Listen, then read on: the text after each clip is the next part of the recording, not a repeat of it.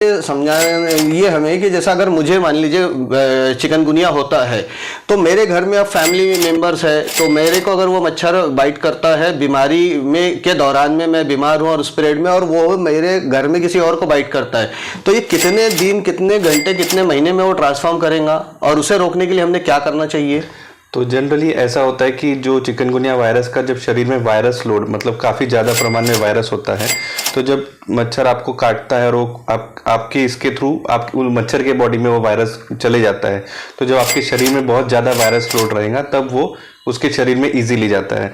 तो जनरली हमारे शरीर में वायरस का लेवल सबसे ज़्यादा पहले 7 दिनों तक होता है।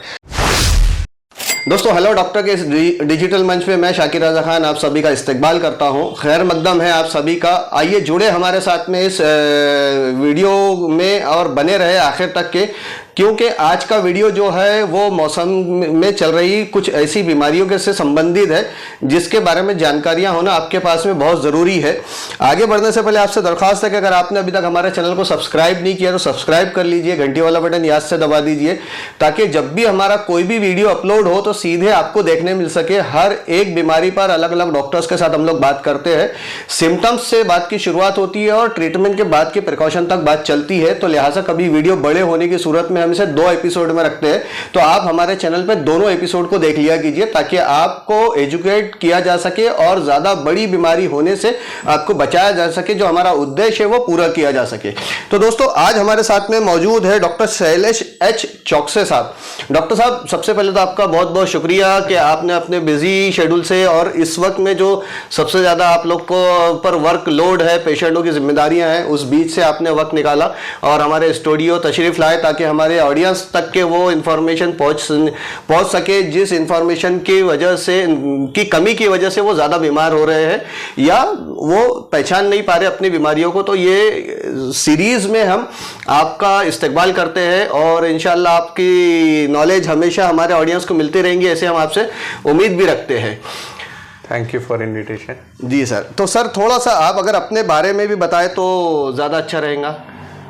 तो मेरा MBBS 2007-2008 बैच में किया अमरावती से। उसके बाद मैंने MD किया है एनेस्थेशिया में। MD करने के बाद फिर मेरा इंटरेस्ट क्रिटिकल केयर में ज़्यादा था जी, तो फिर DM करने का था, DRNB DM जो आजकल इक्विवेलेंट डिग्रीज हो गई है जी। तो फिर मैंने DRNB क्रिटिकल केयर मेडिसिन किया। ओके। क्रिटिकल केयर मेडिसिन एक ऐसी ब्रांच है जो भी बीमारियों में क्रिटिकल कंडीशंस हो जाती है जिसमें ऑर्गन सपोर्ट लगता है जी, वेंटिलेटर हो गए, आज के इसमें किसी को डायलिसिस, काफ़ी सीरियस पेशेंट्स हो जाना। हाँ आजकल डायलिसिस बहुत ज़्यादा पेशेंट्स, CRRT जैसे मशीन्स, इक्मो, इस तरह की चीज़ों में क्रिटिकल होने पे जो ICU में रहता है, बेसिकली ICU में जो पेशेंट्स आ जाते हैं उनका स्पेशलाइज इलाज करना और उस हिसाब से ये करना, वो हमारा स्पेसिफिक क्रिटिकल केयर मेडिसिन का एक ब्रांच होता है जी।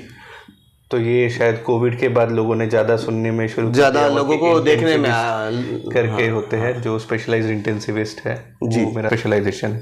ओके। तो दोस्तों जैसा कि आपने सुना कि डॉक्टर शैलेश साहब जो है क्रिटिकल केयर इंसेंटिविस्ट है और उनका स्पेशलाइजेशन जो है क्रिटिकल मेडिसिन से।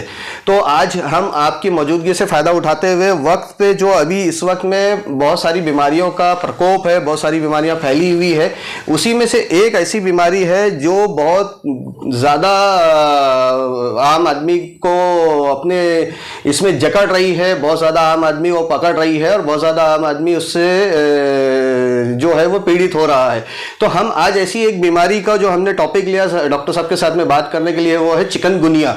तो चिकनगुनिया को सर चिकनगुनिया क्यों कहा गया, मतलब इस बीमारी का ये नाम क्यों दिया गया है और ये क्या बीमारी है ये?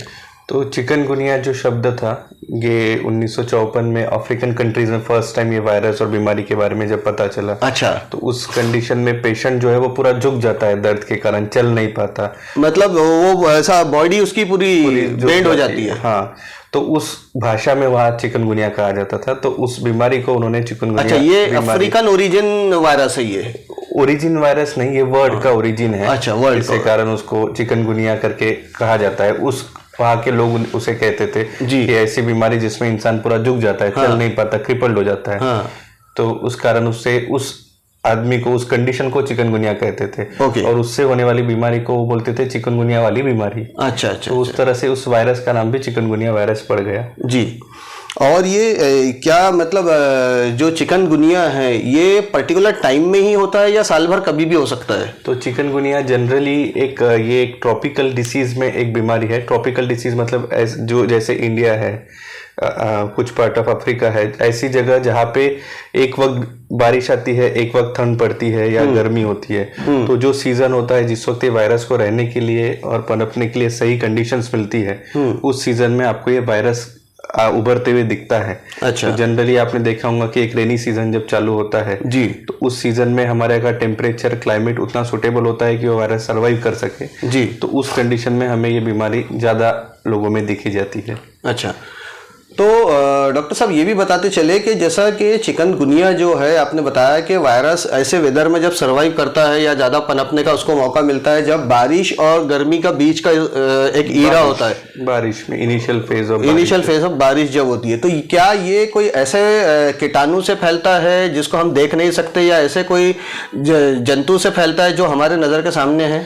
तो जैसे अभी तो आम बात हो गई है, सभी लोग जानते हैं कि चिकनगुनिया मच्छरों के काटने से फैलता है जी। तो अभी एक्चुअली जो होते हैं, जो स्पेसिफिक मच्छरों की बात करें तो 3-4 प्रकार के अलग अलग ये होते हैं। उसमें सबसे कॉमन है एडिस मॉस्किटो। उसके अलावा अर्बोवायरल मॉस्किटोज भी होते हैं but most commonly Aedes mosquito, जिससे आपने डेंगू फैलते हुए देखा है जी। तो ये एक प्रकार का मॉस्किटो है जो आपको और भी सारी बीमारियां कर सकता है, जो वायरस को ट्रांसमिट करने में काफी ज़्यादा इंपॉर्टेंट रोल प्ले करता है, जिसमें डेंगू हो गया, चिकनगुनिया हो गया, येलो फीवर हो गया, तो ये सब एडिस मॉस्किटो से ही होते हैं। और ये जो कौन कौन से नाम लिया आपने? जैसे डेंगू है, चिकनगुनिया, येलो फीवर है। येलो फीवर बोले तो पिलिया जिसे आम भाषा में कहते हैं। येलो फीवर एक अलग बीमारी। अच्छा, वो अलग बीमारी है। हाँ, अच्छा। तो ऐसे वायरल डिसीजेस को ट्रांसमिट करने में एडिस मॉस्किटो एक मेजर रोल प्ले करता है, जो कि रुके हुए पानी में, ना बहते हुए पानी में नहीं, रुके हुए पानी में और जनरली साफ पानी में ये पाया जाता है। अच्छा। तो इसके जो लार्वीज होते हैं, अंडे होते हैं, ये साफ पानी के ऊपर में रुके हुए पानी में जनरली पाए जाते हैं, तो बहते पानी में जनरली ये डेवलप नहीं होते। okay. तो जैसे ही रेनी सीजन शुरू होता है और पानी एक जगह जमा होने लगता है तो वहां पे ये सरवाइव करने लगता है। okay. तो उस तरह से ये ब्रीड करके फिर उनकी संख्या बढ़ने लगती है, जो कि आपको जो हमारे एरिया में रेनी सीजन जब होता है तो पानी जमा होने लगता है, रुक जाता है, तो उस वक्त हमें ये ज़्यादा देखने को मिलता है। जनरली इसी सीज़न में आपको हमेशा डेंगू, चिकनगुनिया जैसी बीमारियां ज़्यादा कॉमनली दिखती है। जी।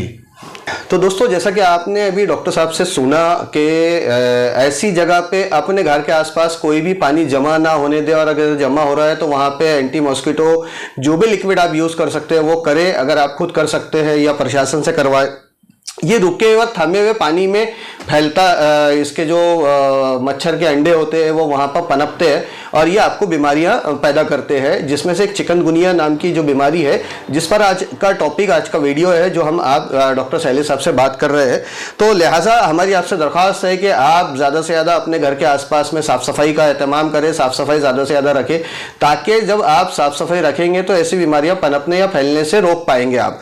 ये इसका एक सबसे अच्छा उदाहरण ये हो सकता है, यानी प्रिकॉशन हमेशा जो है वो लेना चाहिए।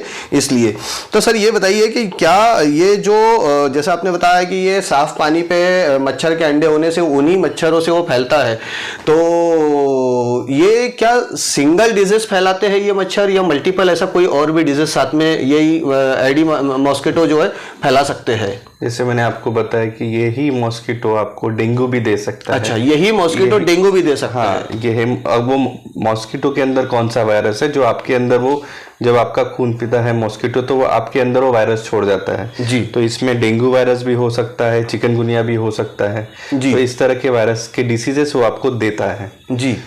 और फिर जब वो दूसरे, अगर कोई पेशेंट है उसका अगर वो खून पीता है तो उसमें से वो वायरस लेता है और वो फिर उसके बॉडी से दूसरे पेशेंट को भी वो दे सकता है, ट्रांसफॉर्म कर सकता है।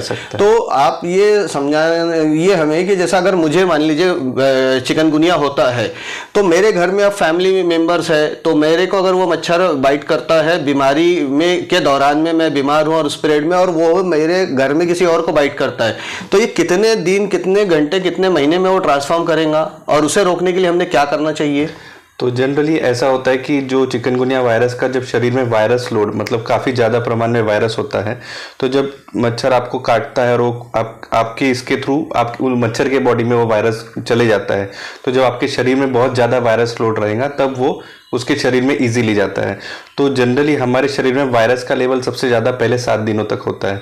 तो आप ये कंसिडर कर सकते हैं कि पहले 7 दिन तक अगर कोई चिकनगुनिया का मरीज है और उसको मच्छर काटा है तो शायद वो मच्छर हमें काटते हुए भी हमें भी वो वायरस दे सकता है। इसीलिए आपने देखा होगा कि एक फैमिली के कई सारे लोगों को एक साथ बुखार आ जाता है। हाँ। 1-2 दिन 3 दिन के अंदर में उनको काफ़ी ज़्यादा जॉइंट पेन शुरू हो जाते हैं या एरिया में शुरू हो जाता है, तो वो इसी तरह से फैलता है।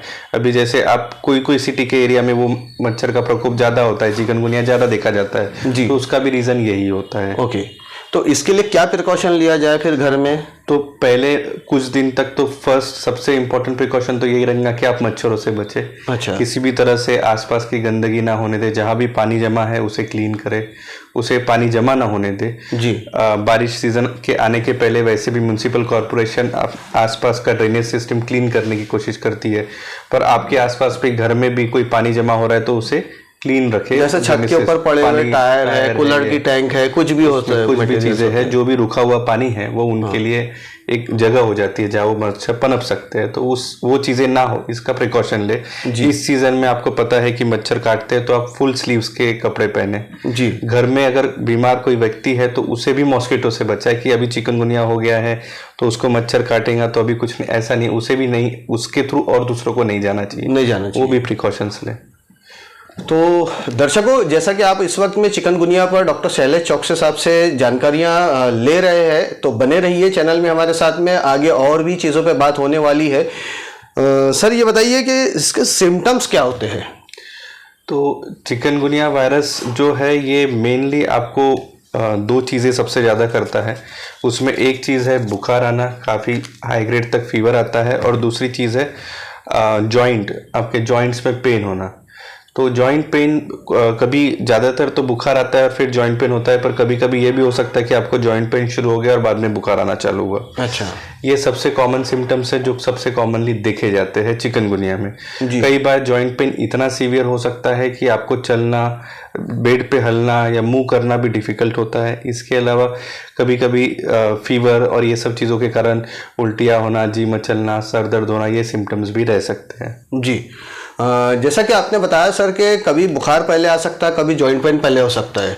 हाँ, तो ज्यादातर बुखार को ज्यादा देखा जाता है। तो ये बुखार क्या चढ़ उतर होता है या ये वायरल फीवर हाई ग्रेड रहता है, थोड़ा आपने पैरासीटामोल वगैरह खाया तो कम होता है, फिर बढ़ जाता है। अच्छा। तो आते रहता है। एक जनरली 7 से 10 दिन तक का इसका एक पीरियड होता है जिसमें बुखार आना, जॉइंट पेन रहना कॉमनली देखा जाता है। तो क्या ऐसा माना जाए कि जब भी किसी के शरीर में बुखार चढ़ उतर हो रहा है और उसको जॉइंट पेन भी है तो उसे तुरंत डॉक्टर के पास में चिकनगुनिया की शिकायत लेके जानी चाहिए? जनरली ऐसा होता है कि ज़्यादातर मरीज चिकनगुनिया के ठीक हो जाते हैं ऐसे ही जी, पर कभी कभी ये होता है कि जॉइंट पेन, और जैसे उम्र बहुत ज़्यादा है, 70 वर्ष से ज़्यादा है, या आयु बहुत कम है, बच्चे हैं, या जिनको पहले से कोई शिकायत है जैसे हार्ट का प्रॉब्लम हो गया, शुगर का प्रॉब्लम हो गया, बाकी चीज़ें हैं, तो ये लोगों में ये तकलीफें इतनी ज़्यादा हो जाती है कि उनका खाना पीना ये सब चीज़ें कम हो जाती है। कई बार वो 1-2 दिन तक इतना ज़्यादा फीवर रहता है कि वो कुछ खाते नहीं हैं, तो उनके शरीर का पानी डिहाइड्रेशन हो जाता है और बाकी के प्रॉब्लम्स होते हैं। तो ऐसे वक्त बेटर होता है कि आप डॉक्टर से ये करें, क्योंकि कई बार ये चिकनगुनिया के अलावा डेंगू भी एक बीमारी है जो इसी की तरह रिप्रेजेंट करती है, जिसमें भी आपको अच्छा, मतलब सिम्टम्स जो है दोनों के सेम रहते हैं लगभग, पर अगर आप देखा जाएंगे तो बुखार तो दोनों में रहता है, लेकिन जॉइंट पेन जो है वो चिकनगुनिया में बहुत ज्यादा रहता है। अच्छा। वही डेंगू में ये जॉइंट पेन का तकलीफ कम रहता है, उसमें आंखों के पीछे दर्द होना, सर दर्द होना, उल्टियाँ होना, ये सब चीजें ज्यादा होती है जी। तो ये डेंगू अगर नहीं है या चिकनगुनिया है तो आपको वो चीज़ें पता होनी चाहिए। वो पता रहे तो एक आपको ट्रीटमेंट पार्ट में भी आपको उस चीज़ का फ़ायदा मिलता है, क्योंकि आपको डेंगू में जो चीज़ें देखनी है शायद वो चिकनगुनिया वो कॉम्प्लिकेशंस नहीं करता है जी। तो कुछ दवा ऐसी है जो डेंगू रहते हुए आप चिकनगुनिया में नहीं दे सकते। ओके। तो आपने वो दवा दी तो प्लेटलेट काउंट उससे अफेक्ट हो जाता है या आपकी ब्लीडिंग बढ़ जाती है। तो अगर पेशेंट को आपने दवा दे दी और पहले से उसे डेंगू है तो कॉम्प्लिकेशंस होने के चांसेस बढ़, मतलब आप ये कहना चाह रहे हैं कि चिकनगुनिया और डेंगू दोनों एक साथ भी हो सकता है? हाँ, क्योंकि दोनों भी एक ही मच्छर फैलाता है तो वो मच्छर में दोनों वायरस भी रह सकते हैं, और ऐसा भी देखा जाता है कि एक ही पेशेंट में एक साथ चिकनगुनिया और डेंगू हो गए हैं। हाँ, तो ये तरह के भी सिम्टम्स रहते हैं। पर अगर अलग अलग आपको एक सिम्टम आया है, दर्द है, जॉइंट पेन है, बुखार है, तो जनरली जो चिकनगुनिया का ट्रीटमेंट होता है उसमें जो दवाइयाँ दी जाती है एनसेड्स, वो डेंगू में नहीं दी जा सकती। ओके। तो अभी आपको दोनों के क्योंकि सिम्टम थोड़े साधारण से मिलते जुलते होते हैं, तो सबसे पहले चीज ये पता करनी जरूरी है कि आपको कहीं डेंगू तो नहीं है, क्योंकि फिर आपके प्लेटलेट की तरफ ध्यान देना जरूरी है, कहीं आपको ब्लीडिंग तो नहीं हो रही है, वो चीजें देखना जरूरी है। क्योंकि डेंगू के कॉम्प्लिकेशन जैसे आप सब जानते हैं कि प्लेटलेट कम हो जाना, कभी कभी डेंगू जो होता है वो बहुत ही कॉम्प्लिकेटेड वे से भी प्रेजेंट कर सकता है। ब्लीडिंग टेंडेंसीज, खून बहना, सीजर आना। तो खून कहाँ से बह सकता है? खून जैसे आप ब्रश कर रहे हैं, गम्स में से निकल रहा है, ये डेंगू में होता है जनरली। ये चिकनगुनिया में उतने कॉमनली नहीं दिखता। ठीक है। तो जो ब्लीडिंग के प्रॉब्लम है, खून रक्तस्राव होने की जो प्रॉब्लम्स होती है वो डेंगू में ज्यादा होती है, चिकनगुनिया में नहीं होती है। प्लेटलेट काउंट जो कम होते हैं वो डेंगू में ज्यादा होते हैं, चिकनगुनिया में थोड़ा बहुत होता है, पर इतना सीवियर नहीं होता कि आपको ये कॉम्प्लिकेशंस करे। तो डेंगू में अगर ये है तो आपको देखते रहना है कि कहीं प्लेटलेट तो कम नहीं हो रहे, आपके शरीर पर रैश, कहीं स्किन के नीचे खून बहने के साइन तो नहीं मिल रहे, जैसे लाल चट्टे आ जाना या रैश आ जाना, या फिर ब्रश करते हुए गम्स में से ब्लीडिंग होना, या कई बार यूरिन में ब्लीडिंग होना, या वोमिटिंग होना जिसमें खून जा रहा है, ऐसी कोई कंप्लेंट्स जो है वो डेंगू में ज्यादा मिलती है। तो आपको दोनों चीजों को समझते हुए कि कितना आपको ऑब्जर्वेशन लगेगा और क्या कॉम्प्लिकेशंस आ सकते हैं, इस बारे में एक बार टेस्ट करने से आपको ज्यादा अच्छे से जानकारी मिलती है। मतलब दोनों का कोर्स ऑफ डिसीज और कॉम्प्लिकेशन ये दोनों भी अलग है। तो हमें अगर पता चल जाता है पहले से, तो हम प्रेडिक्ट कर सकते हैं कि इसका क्या क्या कॉम्प्लिकेशंस इस कंडीशन में हो सकते हैं।